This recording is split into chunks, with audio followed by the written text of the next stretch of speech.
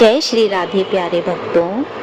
आज हम आपको एक बहुत ही सकारात्मकता से भरी कहानी सुनाने जा रहे हैं, जिसका शीर्षक है हंस और कौवा। हमारे चैनल का उद्देश्य है कि हम लोगों में के जीवन में सकारात्मक परिवर्तन लाएं। इसका प्रयास लगातार जारी है। अगर आपको हमारी कहानी अच्छी लगे तो आप इसको दूसरों तक भी पहुंचाने की कृपा कीजिएगा। पुराने जमाने में एक शहर में दो ब्राह्मण पुत्र रहते थे। एक निर्धन था तो दूसरा धनवान, दोनों ही पड़ोसी थे। निर्धन ब्राह्मण की पत्नी उसे प्रतिदिन ताने देती झगड़ती। एक दिन एकादशी के दिन निर्धन ब्राह्मण पुत्र झगड़ों से तंग आकर जंगल की ओर चल पड़ता है, ये सोचकर कि जंगल में शेर या कोई मांसाहारी जीव उसे मारकर खा जाएगा और उस जीव का पेट भर जाएगा और मरने से वो प्रतिदिन की झिक-झिक से भी मुक्त हो जाएगा। अब जंगल में जाते हुए उसे एक गुफा नजर आती है। वो गुफा की ओर जाता है। गुफा में एक शेर सोया हुआ होता है और शेर की नींद में डिस्टरबेंस ना हो, खलल ना पड़े, इसके लिए हंस का पहरा होता है।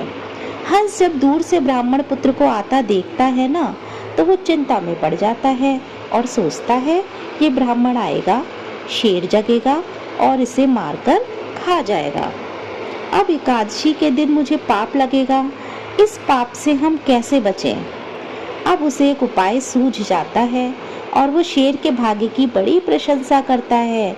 ओ जंगल के राजा, उठो जागो, आज आपके भाग्य खुले हैं।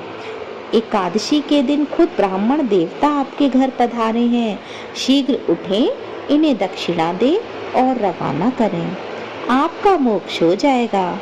ये दिन दोबारा आपके जीवन में शायद ही आए और आपको पशु योनि से छुटकारा मिल जाएगा। ये सुनकर शेर दहाड़ कर उठता है।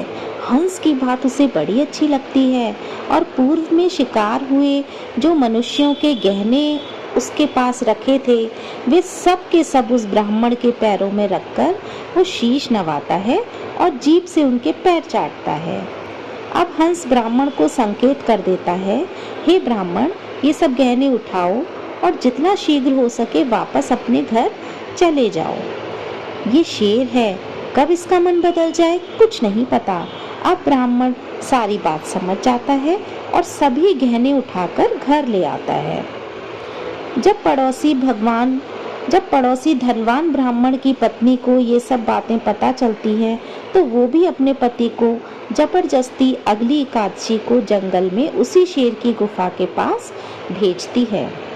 अब शेर का पहरेदार बदल चुका होता है, लेकिन नया पहरेदार का क्या नाम होता है? वो कौवा होता है। जैसे कौवे की प्रवृत्ति होती है ना, वो वैसा ही सोचता है, बढ़िया है ब्राह्मण आया, शेर को जगा दूं, शेर की नींद में खलल पड़ेगी, शेर गुस्सा जाएगा, ब्राह्मण को मारेगा तो कुछ मेरे भी हाथ लगेगा, मेरा पेट भर जाएगा। ये सोच वो काँव काँव काँव चिल्लाता है। शेर गुस्सा हो जाता है। अब दूसरे ब्राह्मण पर उसकी नज़र पड़ती है। उसे हंस की बात याद आ जाती है। वो समझ जाता है कि कौवा काँव काँव क्यों कर रहा है। वो अपने पहले में हंस के कहने पर किए गए धर्म को ख़त्म नहीं करना चाहता, पर फिर भी नहीं, शेर तो शेर ही होता है, जंगल का राजा। वो दहाड़ कर ब्राह्मण को कहता है, हंस उड़ गए सरवर गए और अब काग भय प्रधान। ये तो ब्राह्मण थारे घरे जाओ, मैं किनाइनी जिजमान। अर्थात हंस जो अच्छी सोच वाली, अच्छी मनोवृत्ति वाला था, उड़ के सरोवर यानी तालाब को चले गए हैं और अब कौवा जो है वही प्रधान पहरेदार है, जो मुझे तुम्हें मारने के लिए उकसा रहा है। मेरी बुद्धि घूमे उससे पहले ही हे ब्राह्मण यहाँ से चले जाओ। शेर किसी का जजमान नहीं हुआ है, वो तो हंस ही था जिसने मुझ शेर से भी पुण्य करवा दिया।